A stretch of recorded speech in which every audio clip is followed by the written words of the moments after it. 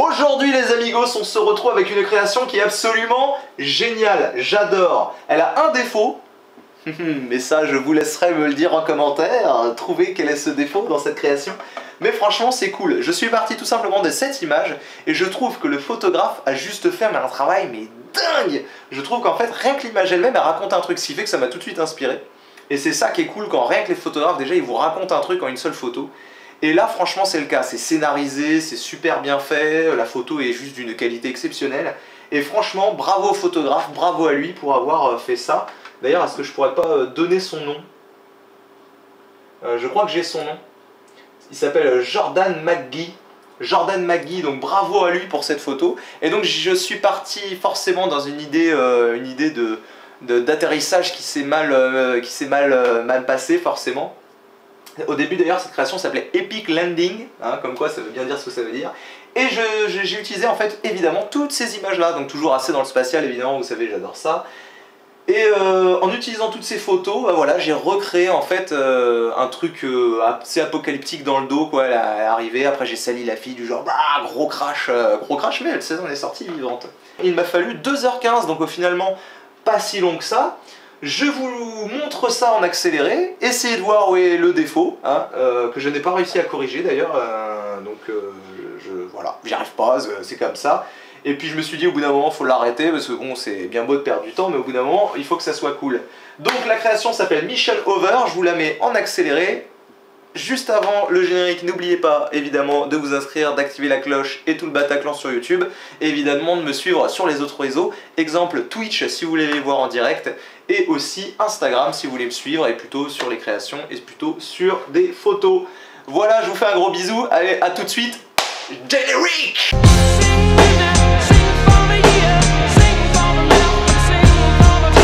Et c'est parti, on découpe à la plume, on fait les fifous, évidemment on fait attention au bord, on fait attention à faire de très jolies courbes pour ça. On détaille toute la combinaison, hein. De toute façon ça va être le plus long mais je préférais vraiment absolument m'appliquer sur ce moment-là. Tout simplement pour être très propre parce que vu que j'allais rajouter des éléments à l'arrière, il fallait surtout pas que j'ai une découpe dégueulasse. Donc forcément on zoome bien et avec la plume on vient bien s'appliquer sur tous les rebords. Y compris les petits détails, c'est ça qui fait le réalisme ou non. Et après évidemment on enchaîne et là ça devient délicat parce qu'il y a de l'herbe et là ça devient délicat parce qu'on est dans l'herbe. Mais on s'en fout, on coupe comme un gros salopard et oui voilà. Parce qu'en fait on s'en bat les steakos du fond. Et quand je vous ai dit qu'on s'appliquait, bah ouais niveau lumière il faut faire attention, donc on vient faire les toutes petites lanières et tout, et même tellement on a zoomé, mais on sait même plus où on est, donc on est obligé de dézoomer pour savoir si on n'est pas en train de découper un morceau d'herbe ou pas. Ensuite on fait tous les petits trous, tous les petits accessoires, on revient, là je sais qu'il reste encore l'anneau à faire, alors on fait l'anneau, patati, patata. Allez on enchaîne, et voilà c'est parti, c'est le dernier trou. Julien Lepers, ce qui est en moi. Alors voilà, dans la visière j'ai hésité, mais c'est pas grave, je découpe, je fais un calque par copier, là je peux enfin ajouter mes choses en fond d'écran, y compris ma navette spatiale qui a un nez cassé, et vous avez vu, d'ailleurs la photo est bien coupée. Elle est bien tronquée, mais c'est pas grave, puisque en fait je m'en fous un peu. Maintenant c'est une question d'échelle, une question d'harmonie, donc du coup on place. Et forcément, on vient sur la deuxième phase qui va être plutôt liée à tout ce qui est l'arrière de la navette spatiale. Donc on prend l'image, on redécoupe, découpe plutôt simpliste, facile à faire, mais encore grosse image tronquée forcément, mais c'est pas grave, là où elle sera tronquée, la navette sera cassée, c'est pas forcément un problème. Donc du coup on finit et on colle tout simplement sur l'arrière. On essaye de jouer, forcément elle est plus petite. Alors là j'ai hésité pas mal de fois, est-ce que je la mets carrément à l'envers, carrément dans l'autre sens.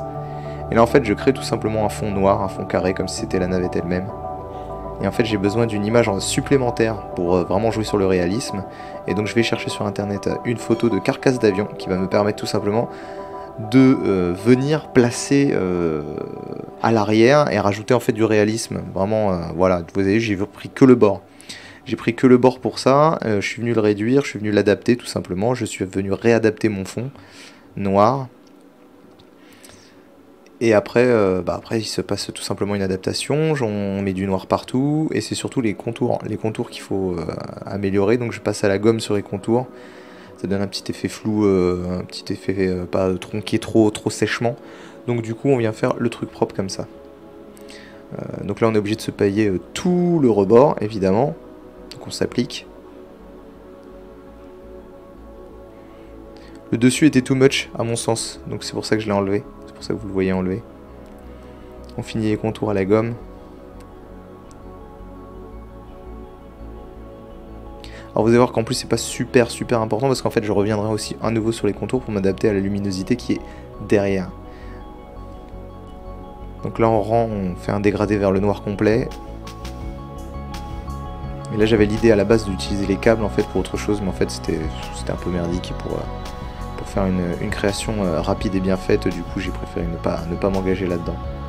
Et ensuite j'utilise d'autres éléments, y compris effectivement cette roue d'avion tout simplement. De toute façon il me semble que c'était des roues d'avion sur la navette spatiale, hein, c'était pas. Il y avait des pièces d'avion en fait. Quand il arrivait sur Terre, en gros, à part la grosse dalle qui était en céramique sous la navette, en fait au final il y avait des pièces d'avion dessus. Et là pour le fun je me suis dit on est un petit peu dans le futur actuel, j'ai pris un siège de SpaceX que j'ai mis derrière en fait, comme si c'était son siège à elle qui avait été éjecté de la navette. Et là je viens prendre ma best brush, grass brush. En fait elle est pas folle, faudrait que j'essaie de trouver vraiment des meilleurs brushes au niveau de l'herbe et au niveau des poils cheveux aussi. Des fois c'est vraiment cool d'avoir des bonnes brushes. Et là en fait c'est pas trop le cas. Elles sont bien, mais en fait là par exemple pour ce que je voulais faire c'était un petit peu délicat. Donc j'étais obligé de tricher un peu quoi. Voilà, c'est ça, c'est le seul problème. Donc là en fait c'est ce qui donne l'effet, c'est que je viens rajouter un calque par-dessus ma navette. Et avec ma broche en fait je viens tout simplement mettre l'herbe en question. Je viens avec la pipette tout simplement pomper sur l'herbe et puis roule ma poule. Là je crée tout simplement en noir comme si la navette, vu que l'image était tronquée, comme si la navette était tout simplement cassée, comme le nez avait cédé à l'impact. Je fais la même chose pour l'arrière, je fais pas un arrêt brutal droit, donc je viens enlever des petites parties, puis recréer un peu de 3D avec tout simplement un fond noir, un autre calque en fond noir. Et là en fait dans l'idée des fils, du coup je me suis dit je vais le faire moi-même, et donc du coup je fais tout simplement des calques à la plume, pour créer du câblage comme s'il y avait du câblage apparent, tout simplement.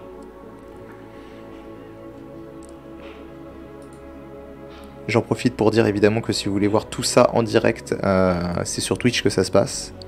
Je le rappelle, hein, on ne le rappelle jamais assez. Il faut à tous une communauté qui nous suive pour nous motiver évidemment à continuer sur toutes ces réalisations. Donc là j'ai été chercher les flammes sur internet et que je place minutieusement à des endroits appropriés. Donc pour l'instant c'est grossier, c'est normal. Il y a des calques que je place derrière la navette et d'autres devant.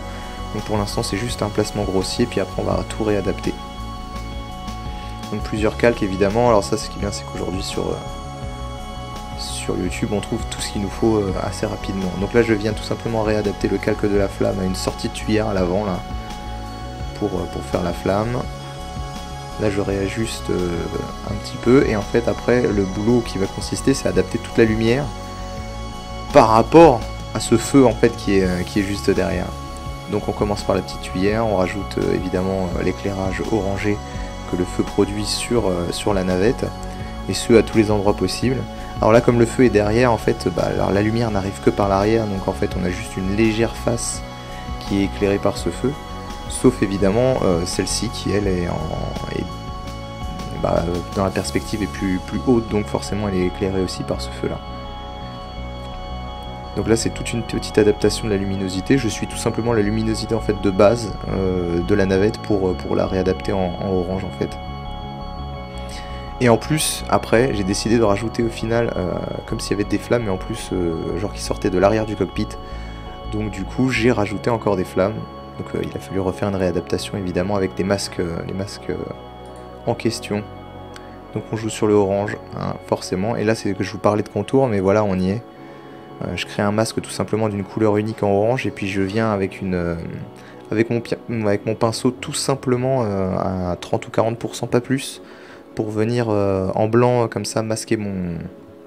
sur le masque pardon, pour venir éclairer en orange et s'adapter à la lumière des flammes. Je pense que si j'avais un défaut encore aujourd'hui, c'est d'être encore peut-être trop timide au niveau de la lumière.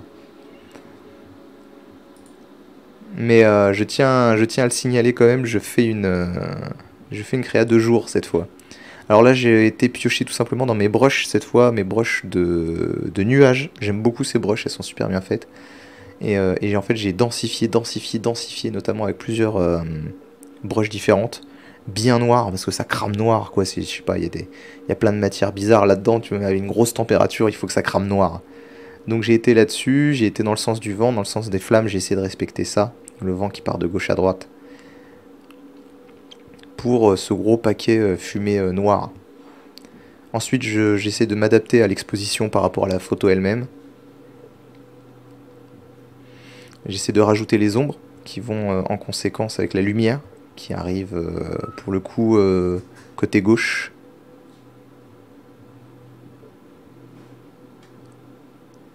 Et là du coup c'est là que toute la difficulté avec les brushes pas très adaptées au final de l'herbe m'ont causé problème.